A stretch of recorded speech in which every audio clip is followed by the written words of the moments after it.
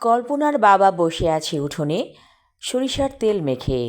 কল্পনাকে বলল, মা, আমাকে একটু চা দে, এই কনকনে শীতে চা খেতে ইচ্ছে করছে।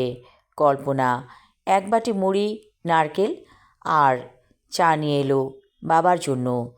বাবার পাশে বসে পড়ল। রোদটাকে অনেক ভালো লাগছে, মিষ্টি রোদ গায়ে মেখে বসে আছে কল্পনা।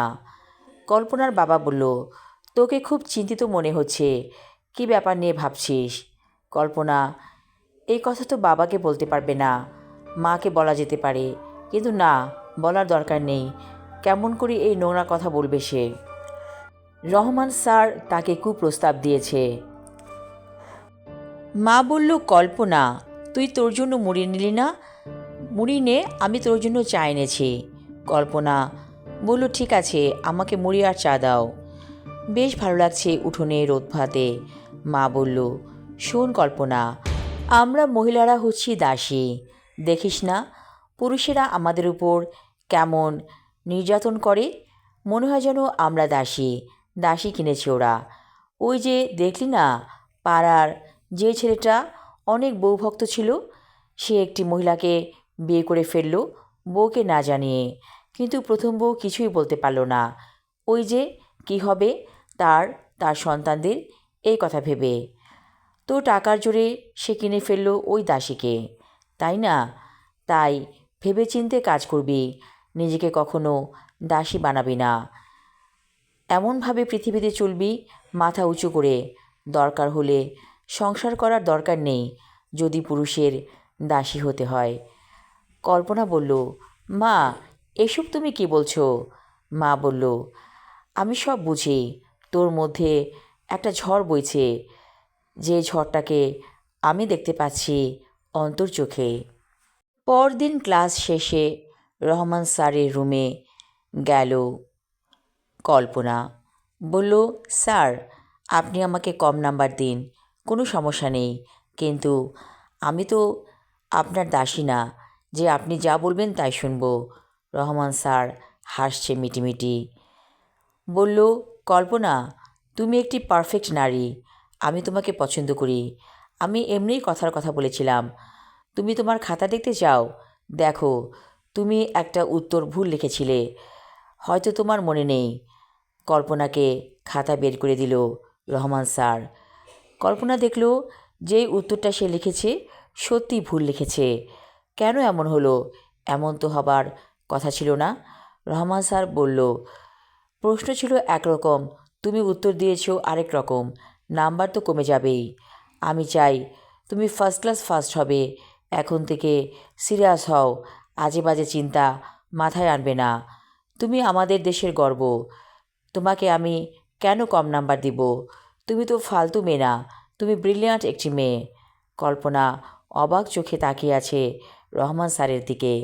স্যার বলল, আমার একটি মেয়ে ছিল তোমার বয়সী, মেয়েটি সুইসাইড করলো। একটা ছেলেকে ভালোবেসেছিল, ছেলেটি তাকে প্রতারণা করেছে, যার কারণে মেয়েটি আমার ঘুমের ওষুধ খেয়ে মারা গিয়েছে। তাই মাঝে মাঝে মনটা বিক্ষিপ্ত হয়ে যায়, খুব কষ্ট হয়। কল্পনা বলল, স্যার, আমাকে আপনি মেয়ে মনে করবেন, আপনার দুঃখগুলো আমি নিয়ে নিব। রহমান স্যার বলল, তুমি আমার দুঃখ নেবে? ঠিক আছে, আজ থেকে তুমি আমার মেয়ে, তাহলে তোমার কাছে আমি আমার দুঃখকে শেয়ার করব। কল্পনা বলল, বৌদি আজকে কি রান্না করেছে? রহমান স্যার বলল, তোমার বৌদি রান্না করেছে ইলিশ মাছের তরকারি। তুমি খেতে চাও? আমি খাবার নিয়ে এসেছি, দুটো মাছ ভাজা আছে এবং দুটো মাছের তরকারিও দেয়া হয়েছে। কল্পনা বলল, আমি আপনার সাথে ভাত খাবো। লাঞ্চ আওয়ার চলছে। স্যার প্লেট বের করলো, বলল, আমার কাছে তো একটা প্লেট।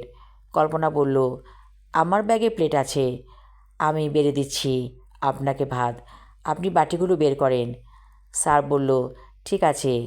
তারপর দুজনে অনেক তৃপ্তি করে ইলিশ মাছের তরকারি এবং ইলিশ মাছের ভাজা দিয়ে ভাত খেলো।